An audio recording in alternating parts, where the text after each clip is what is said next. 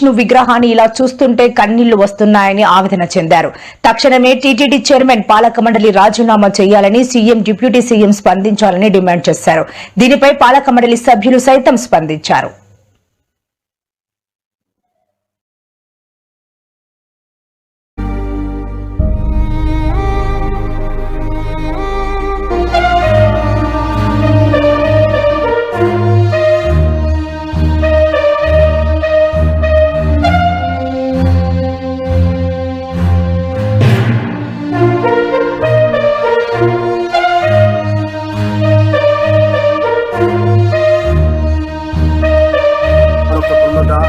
ఇంతకంటే దైవద్రోహం మరొకటున్నదా? సాక్షాత్తు శ్రీ మహావిష్ణువు విగ్రహానికే స్వామివారి పాదాల చెంత ఉన్నటువంటి ప్రదేశంలోనే, అది కూడా టీటీడీ స్థలంలోనే ఇంత నిర్లక్ష్యంగా